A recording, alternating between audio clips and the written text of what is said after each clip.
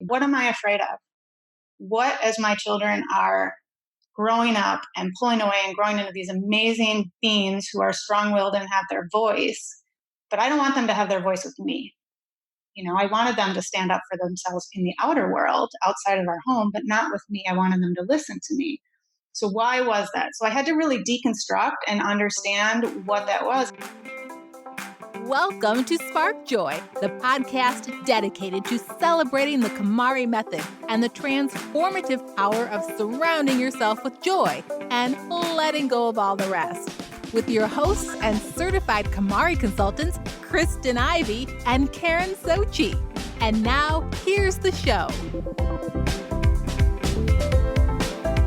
Today, we will dive into a parenting method Oprah Winfrey called a revolutionary approach that can change parenting as we know it.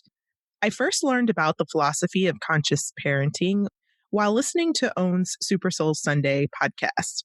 The approach stems from the idea of Dr. Shefali and her bestsellers, The Conscious Parent and The Awakened Family. The process encourages parents to wake up, so to speak, and ask themselves why they are trying to so desperately control their child's destiny. Today, certified conscious parent coach Tia Fagan joins Spark Joy. Tia's passion is helping parents create deeper connections, increase communication, and improve their relationships with their children. As parents implement conscious parenting practices in their home, they create more harmony in their heart, their family, and their life. Welcome to Spark Joy, Tia. Thanks for having me. Excited to be here. Welcome to Spark Joy, Tia. Thank you. So let's start with this idea, this term, conscious parenting. I think that those two terms have so many different meanings, but for you, they really kind of fit into kind of a broader scope of the work that you're doing as a coach. Could you tell us a little bit about how you define conscious parenting? Sure. Like you said, everyone has their own definition. But for me, conscious parenting means that we're able to notice how we as parents influence the relationship we have with our children. So conscious parenting is not about fixing the child, controlling the child. It's about us and the parent and how we are with them. So basically, it means we have an understanding of ourselves, our pain points, and that we work really hard not to project our fears and those controlling methods onto our kids. So we accept them as they are, not who we wish them to be. And I believe that this conscious relationship cultivates the environment for our kids to not only develop and thrive physically, but also mentally and emotionally as well. So for me, it's a whole life experience. But it starts with us first, the parent. I'm sure there's a story behind how you became a conscious parent coach, similar to how we became KonMari consultants. And there's always a certification path and also a personal journey and career shift. What is your story, Tia? Sure. It's a long, winding path for me. I love the path, having been through it, but at times walking that path was filled with uncertainty and not knowing. So I call it my previous life, I was a civil and environmental engineer. So I was extremely analytical and very process oriented, fixing problems. And then I became a parent. And in that, I cut back on my work hours and dove in deep, as I did with everything, and became a mom to my twin daughters. And in that process, I read every parenting book I could get my hands on. If this was happening, how do I fix that? How do I address what's showing up now? Oh, that's not working. Now what should I try? So I just kept learning and trying different things. And then as I kept going on that path, there was something missing and I wasn't quite sure what it was. So I started, exploring different things beside engineering. I quit my job there and I started dabbling in different things. And ironically, I was a professional organizer for 3 years and I loved it. But I knew there was something else on my passion, on my journey. And in that process, I started really working on myself. So I did a lot of personal growth work, reading books, taking additional courses, just really diving into what makes me tick, what pieces were missing, what were my pain points. And then along the way, Dr. Shefali released her book, The Conscious Parent, and I read that. And when I read that book, it was like the missing puzzle piece just was put right into place. And it touched that part of me that hadn't made the connection between the personal growth work I was doing to my parenting. Even though there was bleed over there, it wasn't done in a conscious way. And so for me, it really touched me on a deep level that this was the way I wanted to parent my children. And then as I went along and I was learning from Dr. Shefali, all of a sudden the light bulb went on. I'm like, this is what I want to do. And at the time, Dr. Shefali did not have a coaching certification. So I went through and was certified through JAI. And then once Dr. Shefali opened up her coaching institute, I immediately signed up and applied and was accepted. So I'm excited to be a certified conscious parent coach under Dr. Shefali's method now as well. So that's my long winding journey with other stops in between that I didn't share, but it's been a fun one and it has really opened my eyes and my heart to all sorts of things. Well, of course, we're so excited to know that you were a professional organizer at one time. We definitely see the connection. So we're really excited to kind of bring those two things from your own experience together into the podcast. One of the things that I found really interesting in your initial comments about what conscious parenting is this idea of not parenting from fear. And when you mentioned that, I was just thinking of all of the things there are to be afraid of as a parent. And this idea that when your children are really small, you're really responsible for so many things. And then incrementally, you let go of some of that control as your child begins to grow and develop their own personhood. So I'm really interested to know how your work in conscious parenting has impacted your own family life and yourself as a parent. It has impacted myself as a parent and my family life tremendously. As my children were getting older and their autonomy was getting stronger, I have two very amazing, strong-willed daughters. And it was really starting to cause a lot of fear and me wanting to control. You know, they were pulling away. I was excited for them to pull away, but I also was afraid. And as I said, I read Dr. Shefali's book about 5-6 years ago, and my daughters were in middle school. So that's always a big time, right, for our kids of really pushing and pulling away, coming back.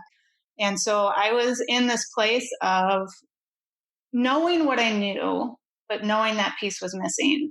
There was more conflict in our home because they were trying to tell me and mirror back to me the areas that I needed to work on, but I didn't quite get it at that time. So we had more conflict. We had more me wanting to micromanage areas that they didn't need me to micromanage. Mm-hmm. And then I read Dr. Shefali's book and I took all the inner working work that I had done with myself before. Like I said, I hadn't really put the piece together that works with parenting too for some reason. But when I read that book, it really made me take a step back and say, what am I afraid of? What, as my children are growing up and pulling away and growing into these amazing beings who are strong-willed and have their voice, but I don't want them to have their voice with me. You know, I wanted them to stand up for themselves in the outer world outside of our home, but not with me. I wanted them to listen to me. So why was that? So I had to really deconstruct and understand what that was. And for me, one of the fears was they're going to grow up and they're not going to need me anymore. And so once I put that piece in place, it was like a weight was lifted off my shoulder. Now, did it immediately change things? No, because it's a muscle we have to practice. So for me, recognizing, okay, here's my fear. Is it true? Am I in the present moment or am I projecting myself 10 years out into the future? No, what I need to do is connect with my kids. I need to work on the relationship and celebrate their voice with me. Celebrate them saying, no, mom, that doesn't work for me. This is what works for me. I need to listen. And the minute I was able to sit beside my fear, things really started to shift. So it's not that the fear doesn't still show up from time to time, but now it's no longer driving the bus. It's sitting alongside me, or sometimes or it's in the back seat now. So I'm able to consciously recognize, because it doesn't mean the fears fully go away. Mm-hmm. It just means we make friends with the fear. We connect. It's all about connection. Wow, I love that. And speaking of connections, on Spark Joy, a lot of times we try to find the commonalities and the struggles that we all have with being organized or getting organized. So I'm sure that there are lots of commonalities in the challenges that parents today face. Can you talk a little bit about, in your work, what you've recognized are some of the commonalities that seem to be issues that a lot of parents are dealing with these days?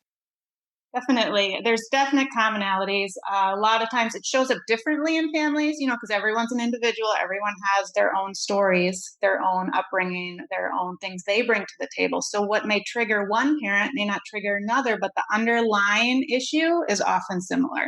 So the things I see most often, there's really three things I can pinpoint down right off the bat would be disrespect, our belief that our kids are being disrespectful to us, not listening. I have to tell them 20 times and then I have to raise my voice and then they finally listen.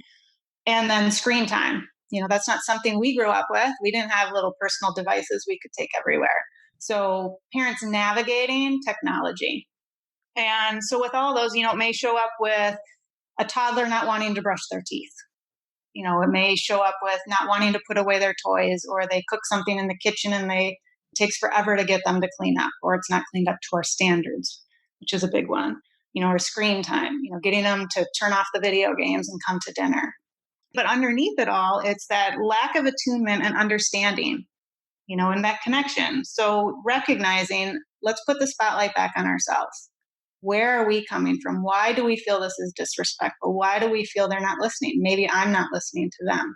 Maybe I'm not really showing them respect. It's taking that step back again. But so those are some of the common themes that you see. And like I said, it shows up differently in each family, in each person, but it comes down to disrespect, not listening, and the ultimate screen time battles. I think it's so interesting now that I'm learning more and more about this parenting method, how it overlaps with KonMari, because KonMari is so focused on mindfulness, gratitude, and being conscious and present. And it's also about really looking within before you try to change others.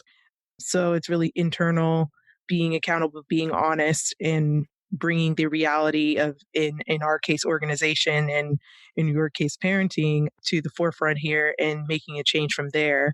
So this is just so interesting to me, like how much it overlaps. And I remember when I watched the Super Soul Sunday episode with Dr. Shefali, not only were they talking about common challenges that parents face, and you've captured that so well, Tia, they also were talking about myths, which I found really interesting.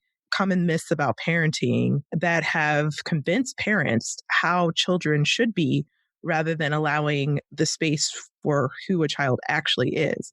And I'd love for us to discuss that here as well. And can you share some of the myths that come up and the work you've done to help parents really change the narrative? Yeah, definitely. I mean, Shefali identified 7 myths. There's obviously more, but she identified 7 myths in the awakened family. And I'll just pinpoint a couple of them because we could be talking for hours. Right. So I think I'll pick 2 of them just because they're really accessible and they kind of follow the theme with organizing as well. So the first one would be, and it's actually her first myth, is that parenting is about the child, right? So how many times do we think our child is making me angry, or our child is not putting away their clothes, right? So it's always about the child. But the reality is parenting is about us, the parent, because children are doing what children do. Because I can guarantee every single one of your listeners, and myself included, and probably the 2 of you, we didn't always put our clothes away as a kid. No. And we weren't doing it to irritate our parents. We just were busy reading our book or playing outside or doing something else, or something else more important to us in that moment. Doesn't mean it didn't get done. It may not have gotten done when they wanted it to get done. So instead of looking at the child and their behavior, it's looking again, you hear this a lot from me, turning the spotlight back on ourselves, the parent. Why am I frustrated? Just taking the example of not putting the clothes in the hamper. Why am I frustrated with my child for not putting the clothes in the hamper? Okay, well, I'm frustrated with them because I feel like I'm not a good enough parent. I haven't taught them well and they're not listening to me. Okay, so what about that is really bothering me today? Because yesterday it didn't bother me. So it's noticing that present moment, like you said, right? So it's being present, it's being aware, and it's turning the spotlight back on our pain points. Why are we getting worked up and upset? Why are we reacting instead of responding? And then noticing, what energy am I bringing to the table? How am I asking my child to put away their clothes? Am I giving them a choice? Do you want to do it before dinner or after dinner, before you brush your teeth or after you brush your teeth? So It's noticing the energy we're bringing to the table. It's noticing, we may have had a very stressful day at work and all these other things going on, and we're dumping on our kids in that moment. And the clothes are just what's there in the moment for us to get upset about, but it's really not about the clothes.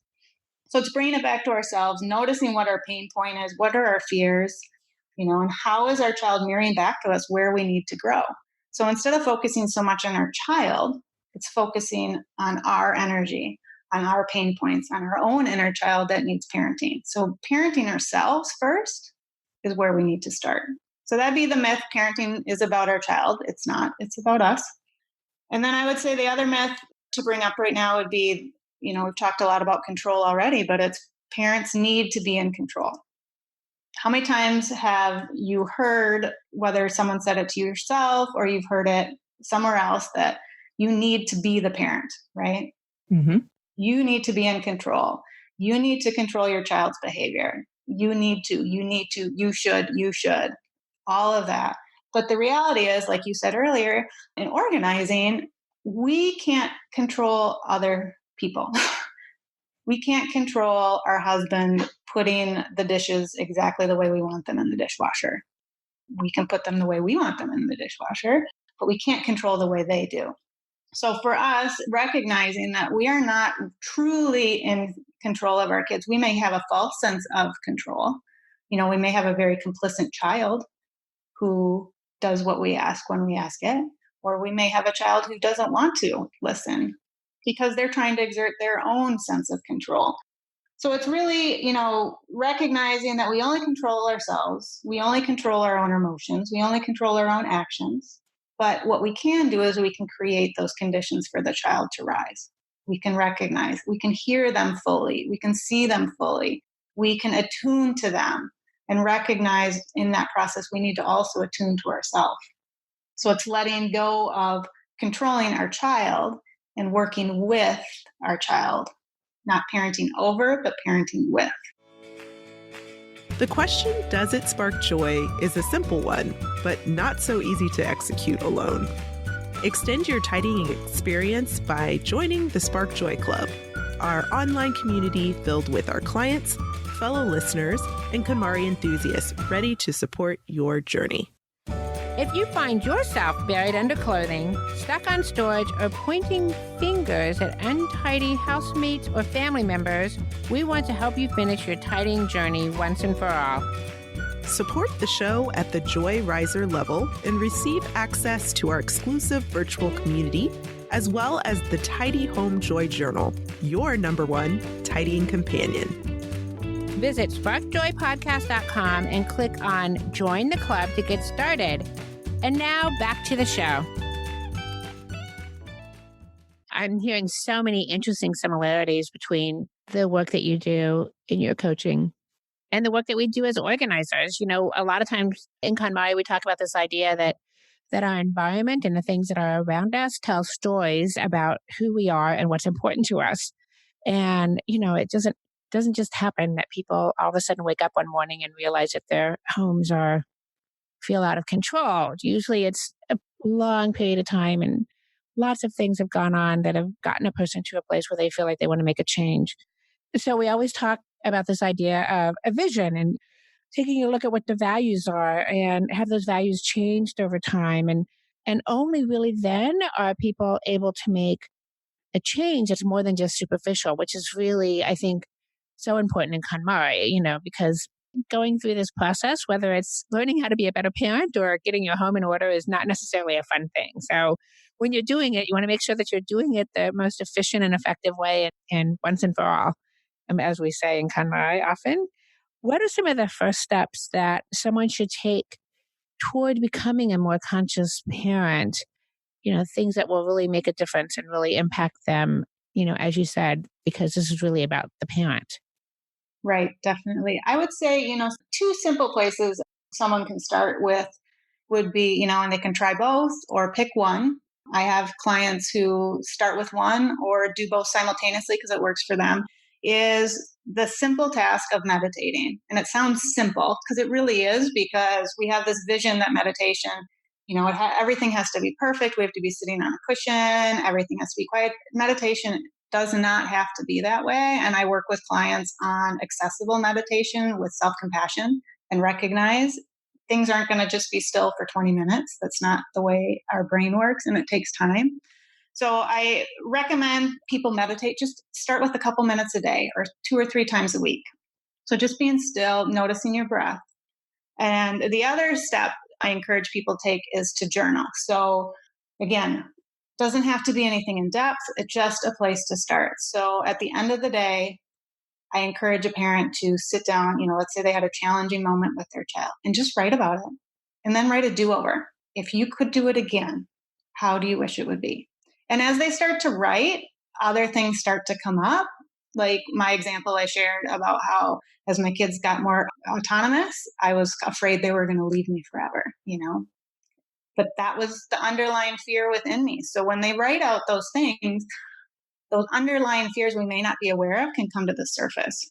So that's a good place for people to start, because what it does is it puts us in a place of exploration and observation and allows us to get curious. Because when we're curious, we're more likely to look at things without judgment. And that's another important part to becoming a conscious parent is it is what it is. Doesn't mean it's wrong. Doesn't mean it's bad. Just is what it is. And that's how acceptance starts. So once we can work through that, like you said, just like with your clients, we talk about values, your vision, what is your intention? How is it changing? What's your intention for today? It might not be the same as it was yesterday, but it's a place to start. Loving this.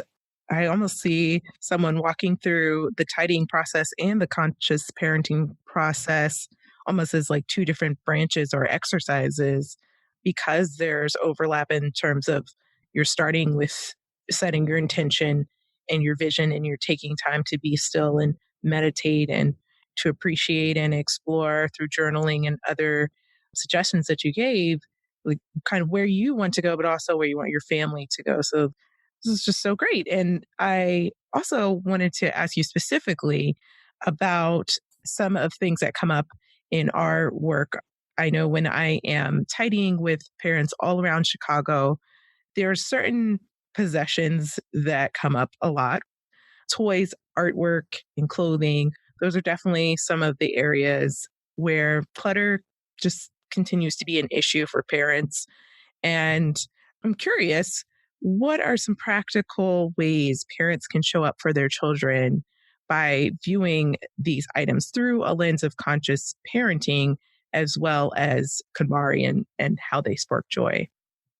Yeah, definitely. I mean, when I watched the Netflix series that she had on, and it really spoke to me because, just the appreciation for each object, each thing, and just the respect and the gratitude.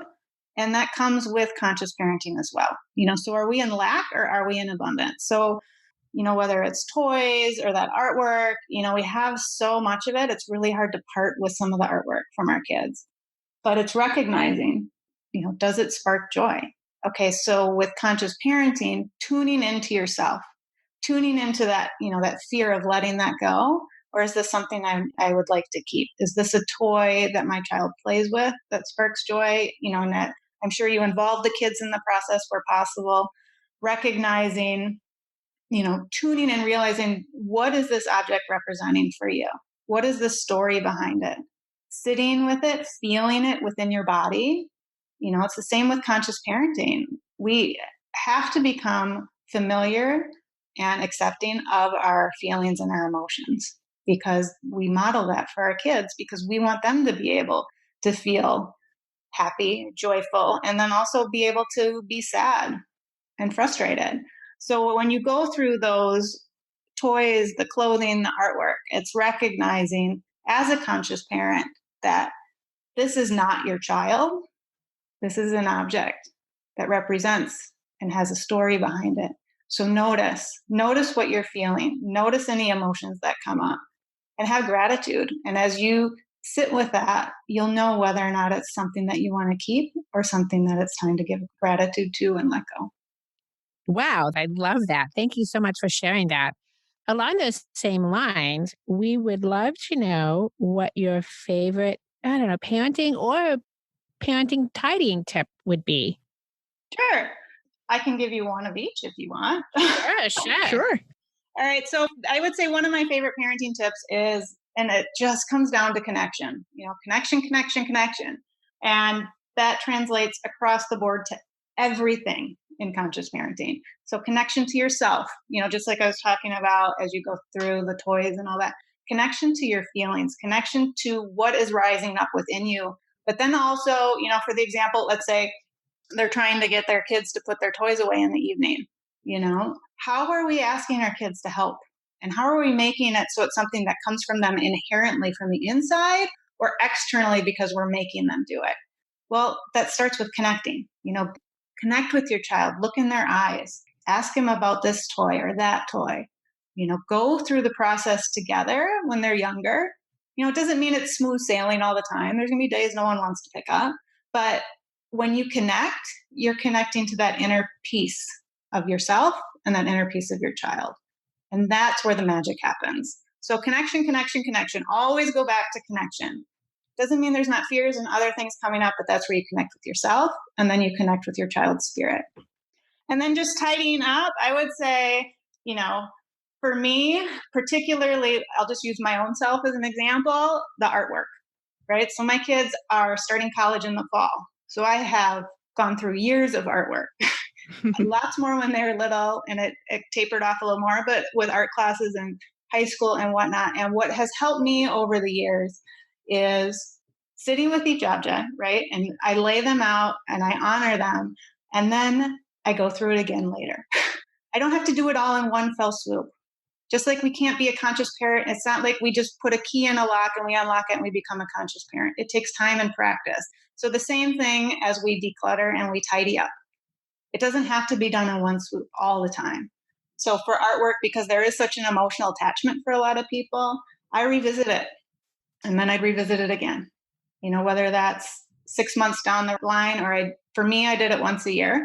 And then things I couldn't let go the year before, because all of a sudden you have a whole new stack of artwork. Mm-hmm. Then I go through that again. And then now after, 18 years, I have a box of their artwork that fits under the bed. And every single piece in there is meaningful. And I look forward to passing that along to them once they have their own place of their own. Great tip. And I actually was going to ask you if they are involved in the decision making when it comes to what artwork is kept, or is this purely what you're keeping that has been gifted to you or their artwork from them? That's the artwork that's been gifted to me. Okay. They've been obviously brought up with me tidying up. So they make decisions, and I have to be honest with you. There's times they get rid of a piece of artwork or something else, and I'm like, but, and it's like, no, that is not my journey. Mm-hmm. They're ready to part with that, and that's okay. And obviously with moving out into college in just a few weeks this fall, they've been going through their closet several times already this summer and releasing objects that they no longer need. And I have to take a step back and just be a witness. And sometimes I never even look at what they go through because that's their journey. And what I have that they have given me, or that I, when they were little, I have, this little thing that I know they're going to love, or maybe they won't when they have it and they'll get rid of it. But at this point, I witnessed their journey of tidying up because it's not mine anymore. Beautiful. What a great gift and tools that you've given your children as they've grown up and now are going out to the world. And I would love to also ask you, what's sparking the most joy for you at this moment in your life? At this moment, I would say, first and foremost, I'm just excited for my daughters to just spread their wings and move on to college in the next phase of their life, and what that's going to mean for our relationship moving forward, because, it's going to shift in a good way. I know. Mm-hmm. I'm just excited for that. So that's sparking joy. And then, of course, my clients. Anytime I work with parents and I can see the shift, of them looking back at themselves, finding a fear that was controlling their parenting, and then they just learning to weather a storm with calm rather than chaos. And so it fills me up in ways that I can't express with words because it's just a feeling. But it's definitely sparking joy. Well, I think you expressed it super, super well. So, do you have any parting words of wisdom for our listeners? I would say something to just be aware of as you tidy up your external world. Don't forget to tidy up your internal world. So continue to look at yourself and recognize that our children are mirroring back to us places we need to focus on ourselves. So we just want to be willing to listen and set aside our ego and hear what our children are teaching us. So, to tidy up on the inside, ask yourself, why is this behavior upsetting me? What's beneath the surface? What do I need to heal? So I would start there. Fantastic. Thank you so much, Tia, for joining us today on Spark Joy and really walking us through this revolutionary practice of conscious parenting. Oh, it's been a pleasure. I've had so much fun talking to the two of you. To contact Tia Fagan, visit tiafagan.com and follow her on Facebook and Instagram at Tia Fagan Coach. Tia is offering $50 off a virtual or local 4-session coaching package or $100 off a 10-session coaching package. Tia is based in Madison, Wisconsin, but again, these are for virtual or local sessions. All you have to do is mention Spark Joy to receive the discount. So now we want to hear from you. Tell us your burning tidying questions or share stories about how KonMari has impacted your life. Head over to Apple Podcasts to subscribe and review the show, which helps us reach others along their tidying journeys. To extend your tidying experience, you can join the Spark Joy Club. Visit sparkjoypodcast.com and click Join the Club to become a member of the Spark Joy community, or you can join us on Facebook, Instagram, and Twitter. Thanks for tuning in, and we hope your day sparks joy.